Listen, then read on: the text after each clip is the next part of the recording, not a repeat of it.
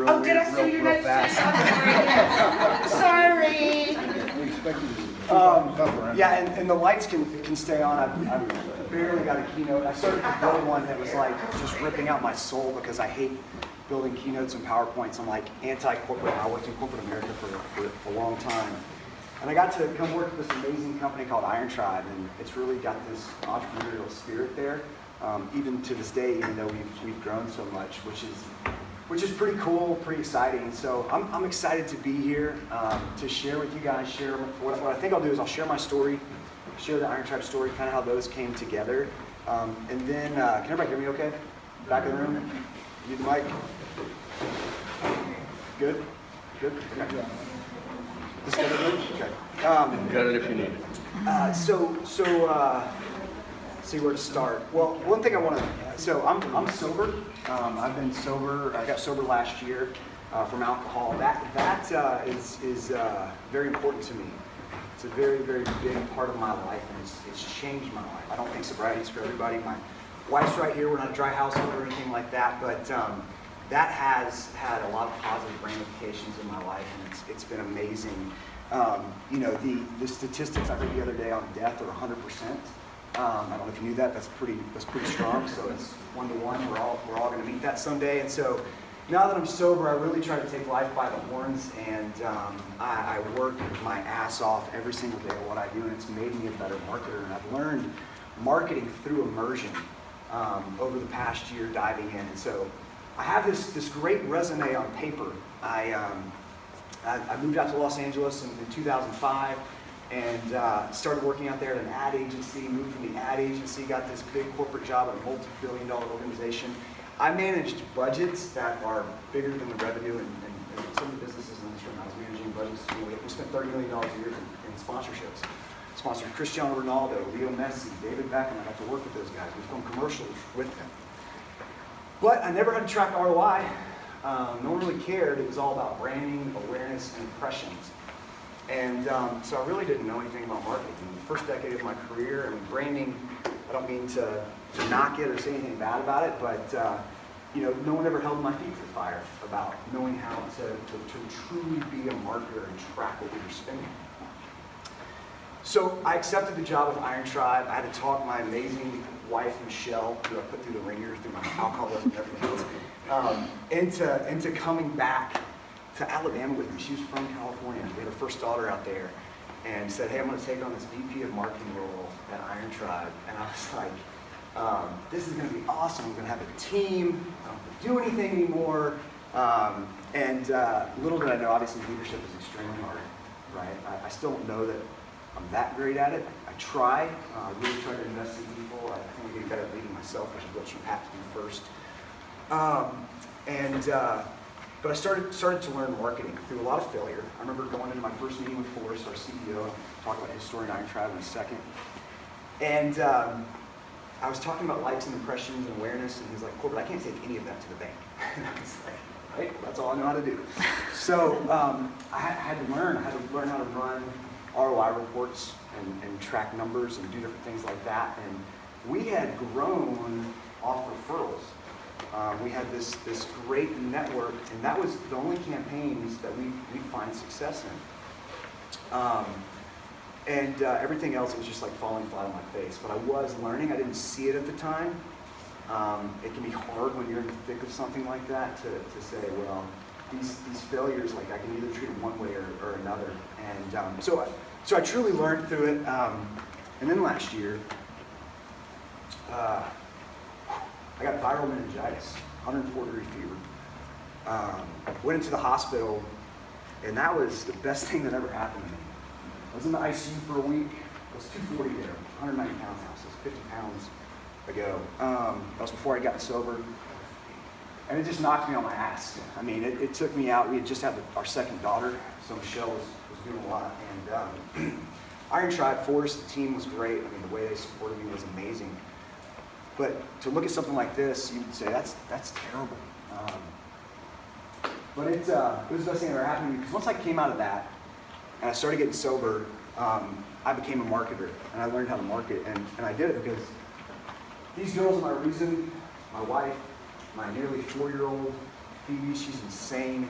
She literally pretends like she's a rhinoceros, so like we run into things with her head and fall down the back. She's just like a Grinch. Look at his hair. It's just amazing. That's Nia. She's one. She's awesome too. She's trying to learn how to jump, which is scary and awesome at the same time. But they're my reason, and so once I got sober, I was just bored.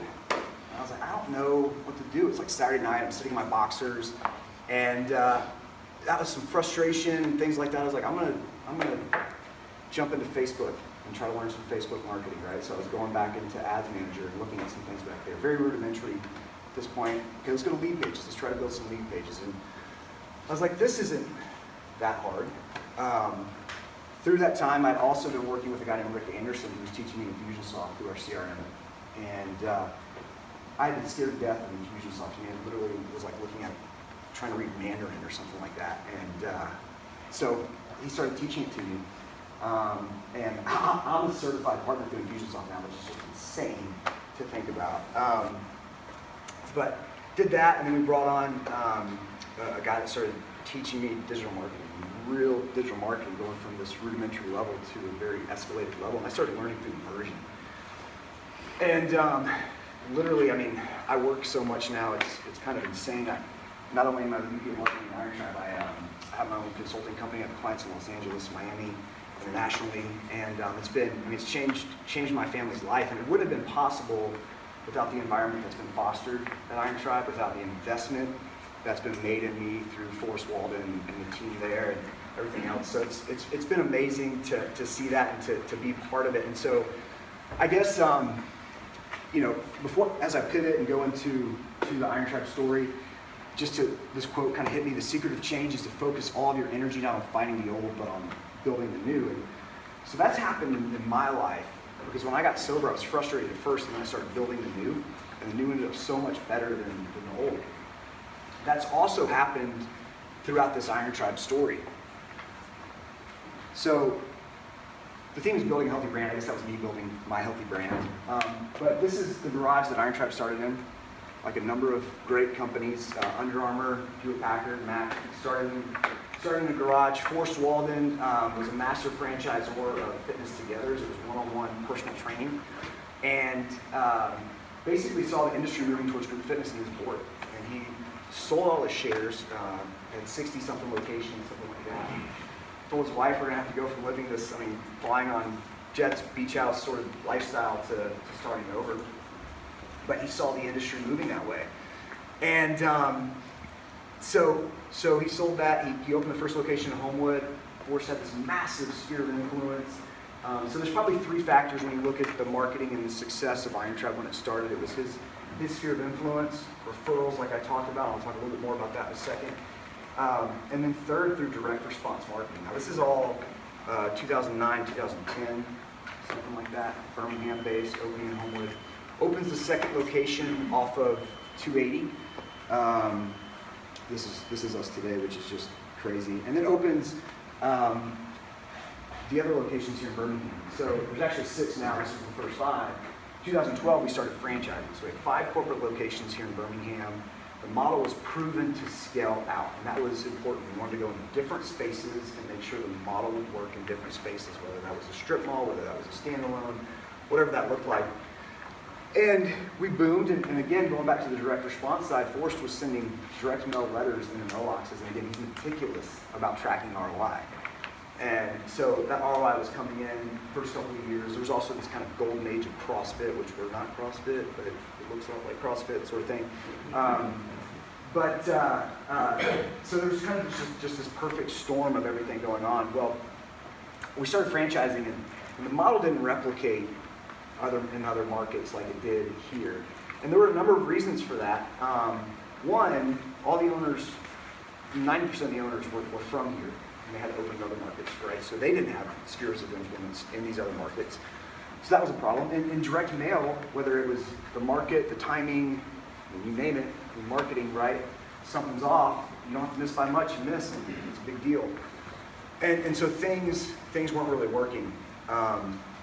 So Forrest recruited me to come on. Again, guy managing big budgets, coming from Los Angeles, all of that, back to his hometown, fitness guy.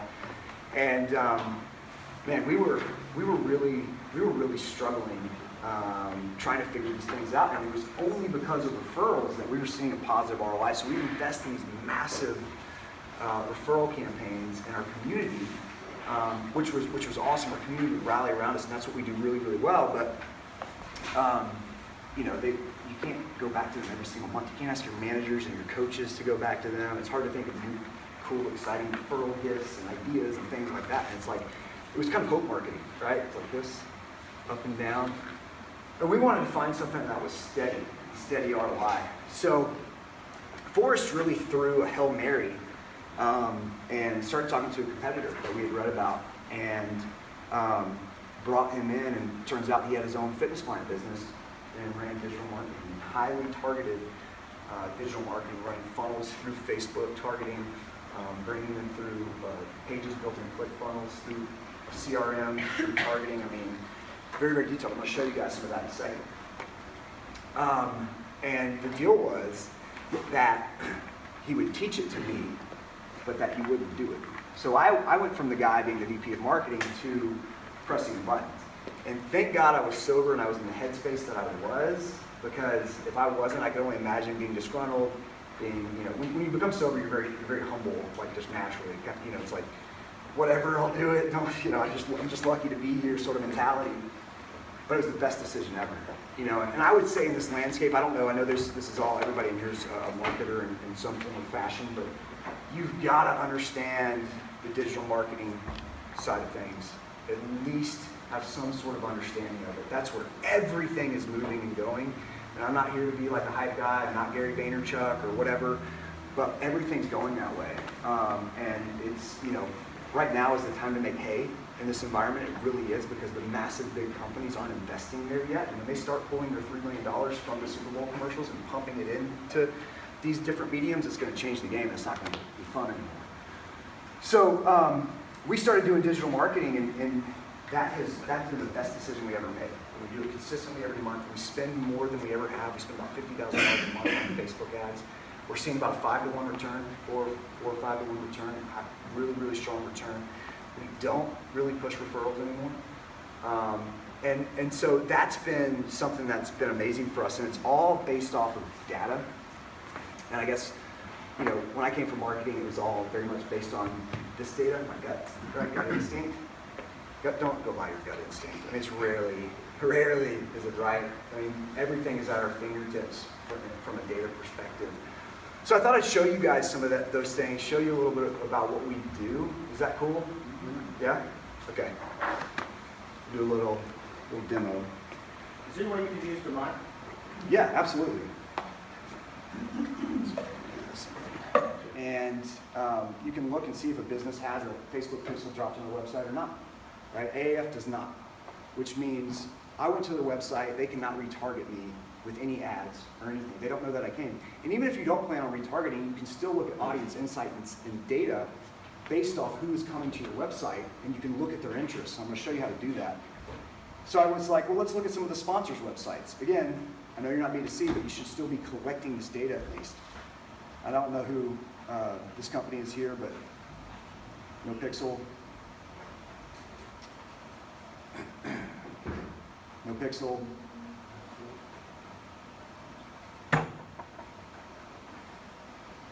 No Pixel. So everybody, these sponsors in AAF, you guys are missing out on massive amounts of data you could be getting just by dropping a pixel on your website. And so it's not super complicated to do. You just go into the backend business.facebook.com, set up your ad account. You just do that through business settings. So you toggle right here. This is your navigation. Go over to all tools, business settings. If you currently have a page, which the AAF I know has a Facebook page, they can go do this, set this up very easily. You go right here to your pixels. Mine will already be set up for all my accounts. You'll click Set Up Pixel. If it's not already set up, mine is, and it's tracking. And what I'll do is I'll take that pixel, and you use, anybody familiar with Google Tag Manager? Yeah, you are? Okay, so definitely suggest using Google Tag Manager. So what you'll do is, a manual install is what I like to do. I'll just pull this code right here, right? It's copied to my clipboard. Go to Google Tag Manager, and then I'll set it up. These are some of my consulting accounts. I'll set up a containment for it. So I'll just go to New right here, click Tag Configuration. I'll look at the custom HTML code. I'll drop this pixel here, and I'll save it. Just go ahead and do it. Add trigger. You want it to trigger on all your pages, okay? And I'll save.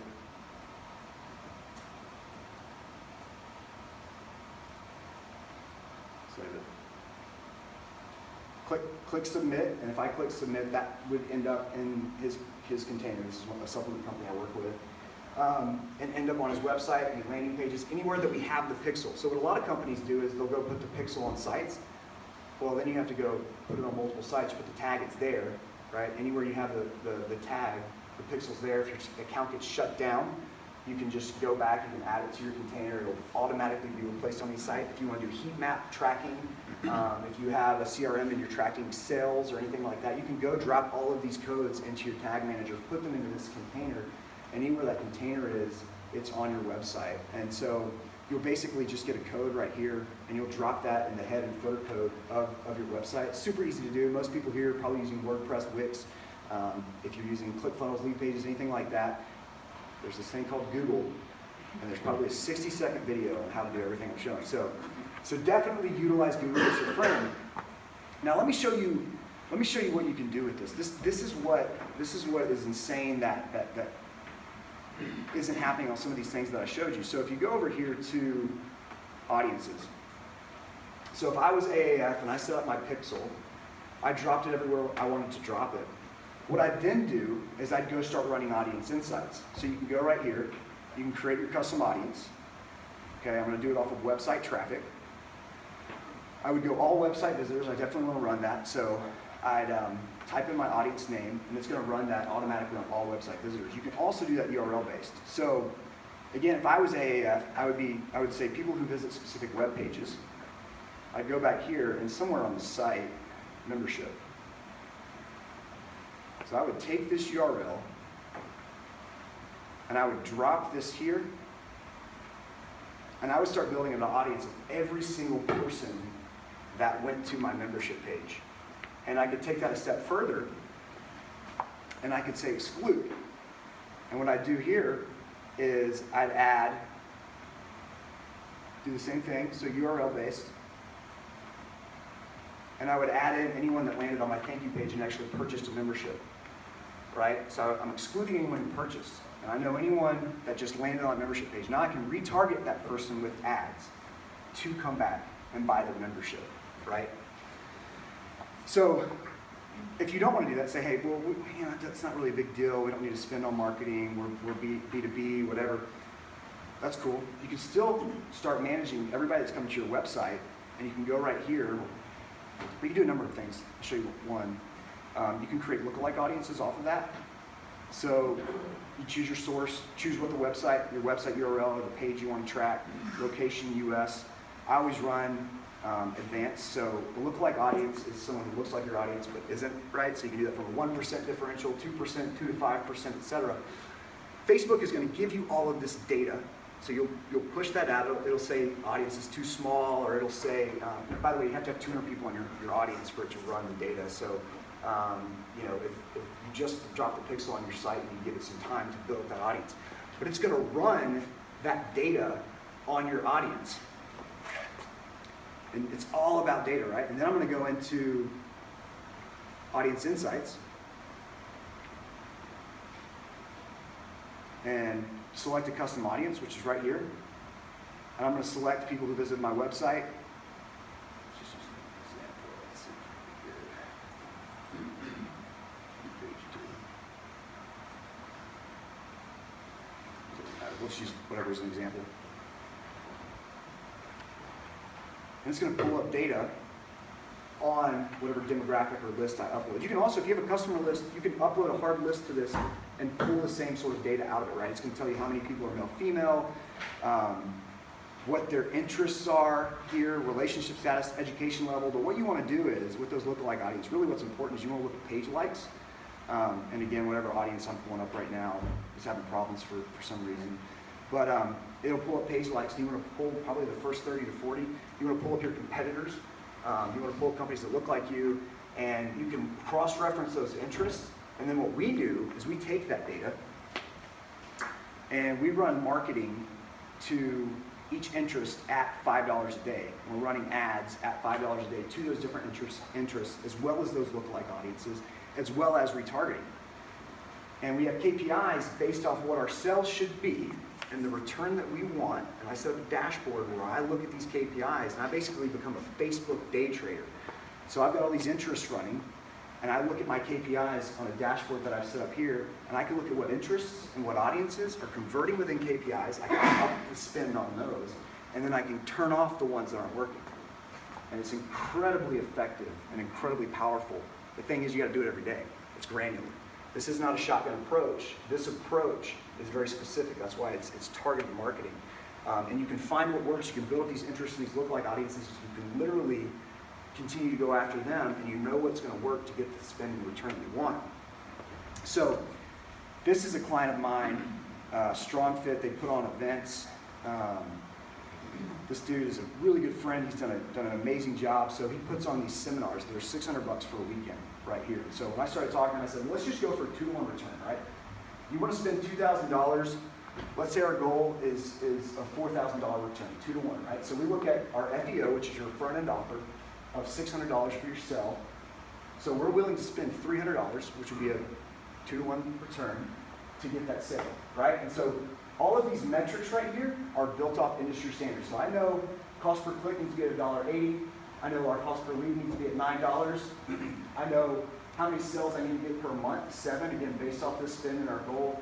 So how many leads we need to get, how many clicks we need to get, right? And so I look at those numbers, and if I'm within KPI, I can pretty much guess that I'm gonna hit those numbers. Now, he had a great audience. He's got like 20-something thousand followers on Instagram. I was able to run data. So his event in Miami, and I can track this directly with the pixel. I'm going all the way through to the thank you page for the purchase, and his thank you page is through Eventbrite.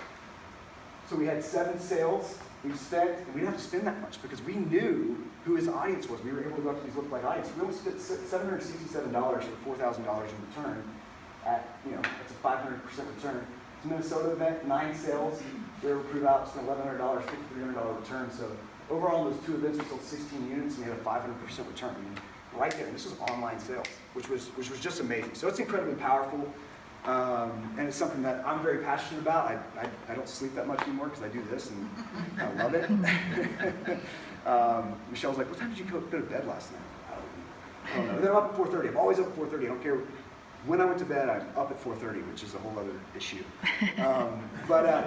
So anyways, so I just want to show you guys this. I thought I'd provide some value. Happy to answer questions, to show other things, and talk about whatever you guys want to talk about at this point. Thanks so much. We had a question.